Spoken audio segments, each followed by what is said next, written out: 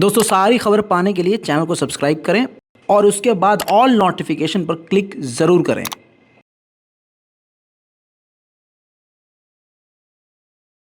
सलाम, नमस्ते, सत श्री अकाल। मैं हूं रजा और आप देख रहे हैं रजा ग्राफी का वॉर अपडेट। जैसा कि आपको पता चल चुका है, अगर आप हमारे वॉर अपडेट को देख रहे हैं लगातार, जैसा कि आपको पता ही है कि व्लादिमीर पुतिन आक्रामक हो गए हैं। पिछले एक हफ्ते से वो काफ़ी गुस्से से यूक्रेन पर बड़े हमले कर रहे हैं और यूक्रेन और अमेरिका और ब्रिटेन भी इस बात को कह चुके हैं कि व्लादिमीर पुतिन यानी रशिया बड़े हमले की तैयारी कर रहा है। और ये बात हकीकत भी है, क्योंकि आप देख रहे हैं कि रूस अब हिंसक हो गया है और काफ़ी अब बड़े बड़े हमले कर रहा है। इन्हीं सब के बीच में अब हिटलर की राह पर पुतिन चल रहे हैं। जो काम हिटलर ने किया था वो काम अब पुतिन कर रहे हैं। इतिहास में कभी ऐसा नहीं हुआ कि क्रिसमस के दौरान ऐसा हो, लेकिन पहली बार ऐसा क्रिसमस आया है जिस दौरान ये समझिए कि सेंटा नहीं बांटेगा कोई गिफ्ट, सेंटा की जगह पूरे रूस में रूस की सेना गिफ्ट बांटेगी, आम लोगों के बीच वर्दी में जाएगी। लोगों के अंदर देशभक्ति पैदा करने के लिए, ऐसा रिपोर्ट में कहा गया है, व्लादिमीर पुतिन ने हिटलर का आइडिया अपना लिया है। हिटलर ने अपने समय में अपने काम को सही साबित करने के लिए जगह जगह पर पोस्टर लगाए थे, अपने डायलॉग और स्लोगन्स लगवाए थे, मूर्तियां सैनिकों की तैनात करवाई थी और एक टीम और कई सारे ग्रुप उसके घुमा करते थे, जो घरों के अंदर जा जाकर लोगों को समझाने का काम करते थे और कन्विंस करने का काम करते थे। हिटलर के बारे में आपको पढ़ना हो तो आप गूगल पे चले जाइएगा, लेकिन हिटलर जैसा ही काम, ऐसा ही मूर्तियां बनवाना, स्लोगन चिपकवाना, पोस्टर लगवाना, ऐसा काम खुद पुतिन कर रहे हैं। आपको बता दूं कि इस रिपोर्ट से खुलासा हुआ है कि जगह जगह पर क्रिसमस से पहले ही पूरे रशिया में सैनिकों का पुतला लगाया जा रहा है, यानी सेंटा की जगह अब वहां पर सैनिकों के पुतले लगाए जा रहे हैं और सैनिक ही गिफ्ट बांटेंगे। रूस का गुस्सा इतना खतरनाक है कि मारियोपोल दोबारा से जैसे तैसे उस बेचारे यूक्रेन ने बना लिया था, लेकिन देखिए फिर से रूस ने हमला करके मारियोपोल को क्या से क्या बना दिया।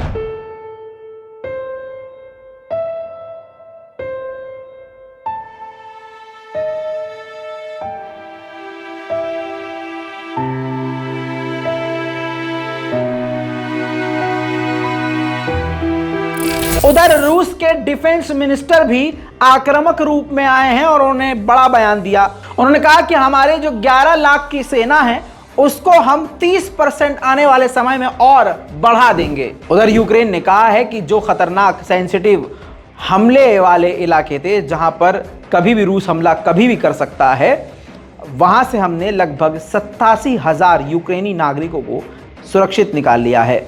वहीं दोस्तों वर्ल्ड बैंक ने भी $610 मिलियन अप्रूव कर दिया है यूक्रेन की मदद के लिए। वहीं दोस्तों यूक्रेन पर आपको मालूम है बेलारूस की भी टेढ़ी निगाहें हैं। यूक्रेन पहले ही बोल चुका है कि हम पर हमला करने से एक कदम दूरी पर बेलारूस है। अब ये ताज़ा तस्वीर देखिए, इस ताज़ा तस्वीर में ये रूस के हथियार हैं जो भारी मात्रा में बेलारूस के अंदर ही मूव कर रहे हैं। उधर यूक्रेन के एनएसए ने बड़ी बात कह दी है। उन्होंने कहा है कि हमारे पास सारी जानकारियां मौजूद हैं, कितने हथियार, कितने ड्रोन और कौन से हथियार रूस को ईरान ने अब तक भेजे हैं, लेकिन इसके बाद और ड्रोन अगर रूस को ईरान देता है तो ये हमारे लिए एक बड़ा चैलेंज यानी एक बड़ी मुसीबत हो सकती है। मैंने आपको 2 दिन पहले की एक रिपोर्ट में बताया था कि बेलारूस पहुंचे हैं व्लादिमीर पुतिन, और ये काफ़ी कम देखा गया है कि पुतिन बेलारूस जा रहे हैं। होता इसका उल्टा था, और मैंने आपको बताया कि एडिशनल जानकारी दूंगा कि इन दोनों के बीच में और क्या खिचड़ी पकी है। तो खिचड़ी ये पकी है कि रूस अब बेलारूस के सैनिकों को परमाणु बॉम्बर उड़ाना सिखाएगा। यह है आज की सबसे बड़ी खबर। चलिए अब मैं वापस आपको मैदान जंग की तरफ ले चलूं तो ये ताज़ा फुटेज देखिए। रूस के सुखोई S-35 विमान हैं जो यूक्रेन पर हमला कर रहे हैं।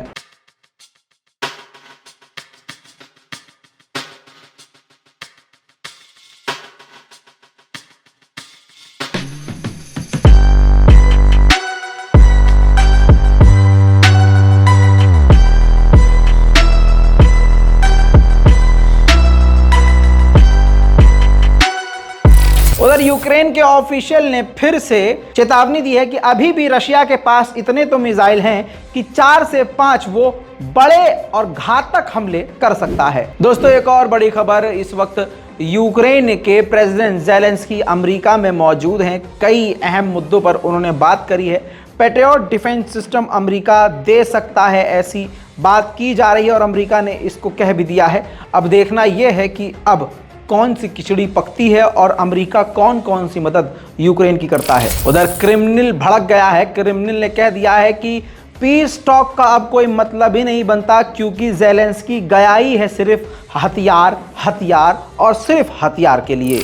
वहीं आपको बता दूं कि बाइडेन के विपक्ष की पार्टी डोनाल्ड ट्रंप के एक नेता टेलर ग्रीनी ने साफ बता दिया है, एक्सपोज कर दिया है प्लान को, और उन्होंने कहा है कि ये हथियार के लिए तो आए हैं। ज़ेलेंस्की जो अमेरिका आए हैं वो हथियार के लिए आए हैं। उधर रशिया के पूर्व प्रेसिडेंट चाइना पहुंच गए हैं। जी हां, ये देखिए, दिमित्री चाइना पहुंचे हैं। दिमित्री ने यानी रशिया ने चीन में बैठकर खुद कोई मुद्दा जंग का नहीं उठाया था, खुद शी जिनपिंग ने जंग का मुद्दा उठाया। खिचड़ी दोनों के बीच क्या पकी है, अभी तक ये बातें सामने नहीं आई हैं, लेकिन भाई साहब मामला बड़ा गंभीर हो सकता है आने वाले समय में।